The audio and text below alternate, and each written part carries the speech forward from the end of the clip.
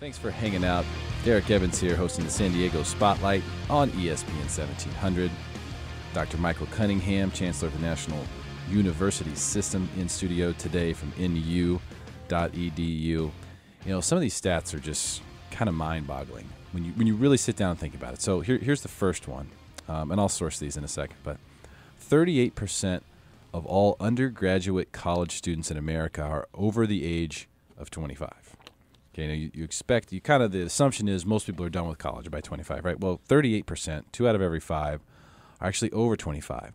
That's about 6.7 million people. Now, the source on that one is the National Student Clearinghouse. But that share is expected to grow to 45% this year.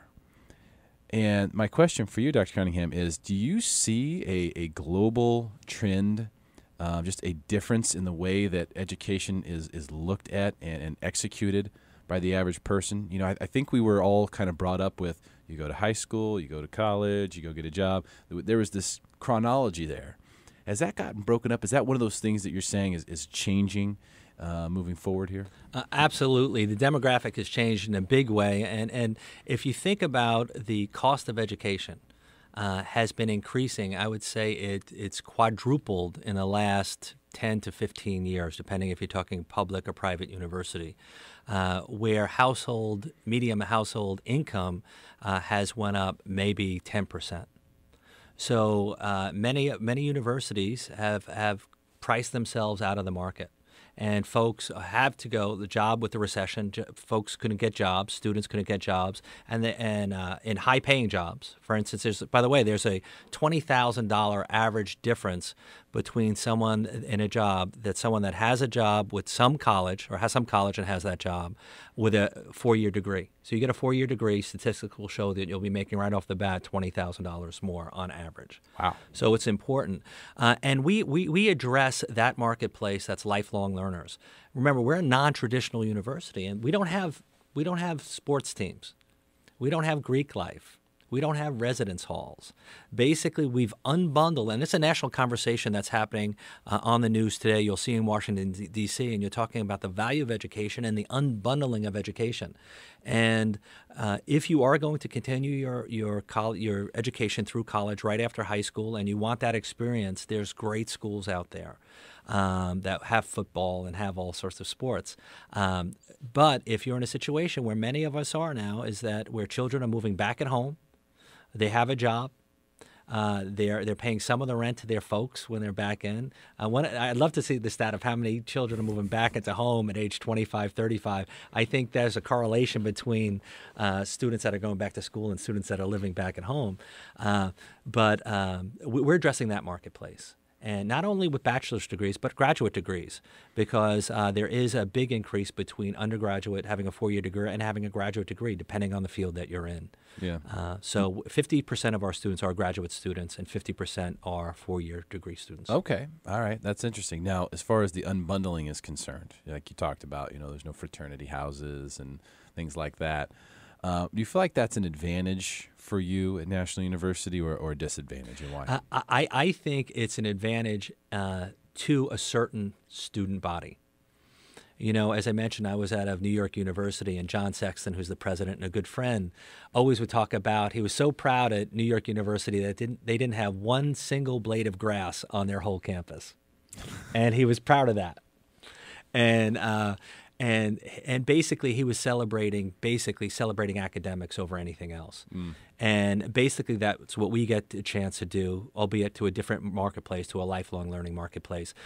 Most universities can't afford the sports programs that they have, and the regular tuition-paying students are subsidizing sports programs. Now, not to say like Missouri, where you're from, they make plenty of money on their sports teams. Oh, there's no question about that. Oh, there you go. Oh, I didn't know that the bell rings. Oh, yeah. We can make all kinds of things happen over here. And State's basketball team, they have a wonderful team. But most universities aren't in that position. So there's a subsidy that happens. We take out that subsidy. We don't have the expense or the liability associated with residence halls. At the Holiday Bowl, I had a wonderful time to talk to the provost at ASU. And she took me aside and said, Mike, you are so lucky that you don't have athletics and you don't have dormitories or Greek life, because that's where 80% of our issues come in out of the whole university. I believe it. So, but then again, that experience is great. So it depends on where you are in your life, and if you're a working adult, if you're a baby boomer that's retiring, and you don't need to go to a basketball game or want to be part of that, National University could be the right choice. Should be, yeah. Check it out, nu.edu. And hey, by the way, they don't keep you out of going to the SDSU games if you're enrolled as a student at National, do they? No. As a matter of fact, that's funny in that I held onto my tickets, and I went to the UNLV game. And it was great to go back. Coach Fisher's a good friend. They have a wonderful team. Elliot Hirschman's the president, a class act, very smart president. He's doing a wonderful job at San Diego State. And getting back to my other point before, if we in California are going to keep pace where we need to be in the workplace through education, we need to have these public-private partnerships. We all can't do it. None of us can do it by ourselves. We have to come together and say what's best for the student, what's best for the economy, and come together with students and offer those cost-effective solutions to those students. Let's talk about cost-effective for a second. Just because, this is something that a lot of people are concerned about with going back to school. They don't think they can afford it. Right off the bat, they feel like they cannot afford to go back to school. What do you think about that when you hear someone say, I can't afford to go back to school? I know at National you guys are 60% less expensive than the average for-profit type university, but when you hear someone say, I can't afford it, what comes to mind for you? Well, you know what? Again, that's an individual question. I'll give you an example. My daughter goes to NYU right now, and she's studying to be a special ed teacher.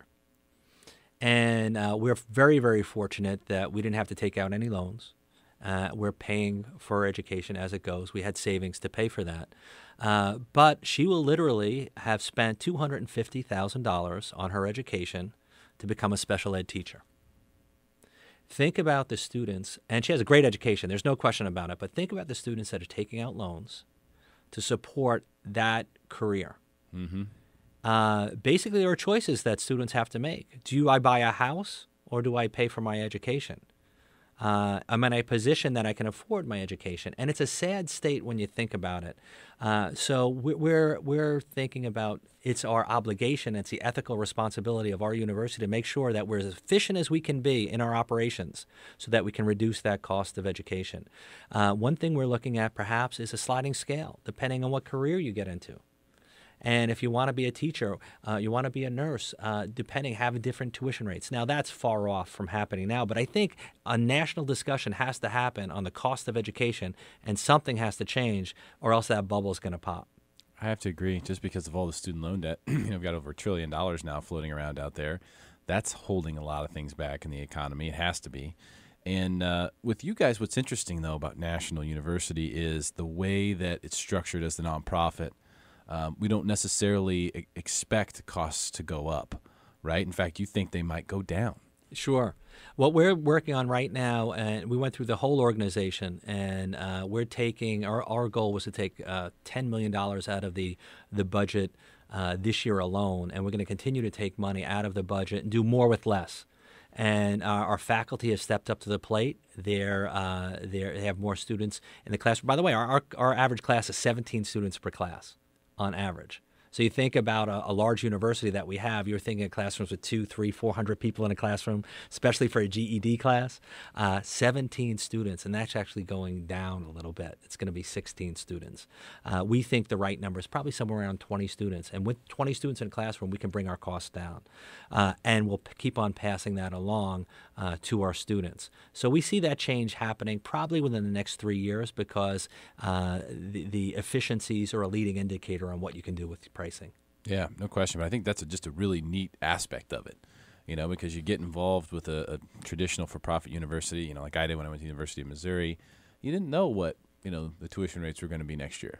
They told you when it was time, but you didn't know, and you were pretty much locked in. Mm-hmm. You kind of had to take whatever they gave you. So it's nice that there's something that's working for you, the student, on that side if you're going to National University. How about this one? What do you say to people who think that online education's aren't as valuable as a traditional in-classroom education? I keep on going back to the personalization side of it. To certain people, they might not be as valuable because some people learn differently. I'm a visual person. I like to be in the classroom. I like to have that interaction with the professor face to face. And also as a way to get out of the house. You want some time, get away from the house with a good excuse. You can either go to the bar or you go to the classroom. I chose to go to the classroom. So that's important. But some folks really don't have the luxury of being able to go to the classroom. Some folks are based out by the farming fields, or work the midnight shift and class goes on at night, or work the day shift and classes are at night. For whatever reason, certain folks don't have access. But it's the quality of the education. We are accredited across the board, our online programs and face-to-face. It's the WASC accreditation, which is the same accreditation San Diego State has, same accreditation that the Pac-12 has that played in our in the Holiday Bowl, Texas Tech and ASU. So it's a very high accreditation, and it's all based about student learning outcomes, and it's a very rigorous formula that we have to keep to make sure that students are learning. So no matter what the modality of their education, we make sure the student learning outcomes are there.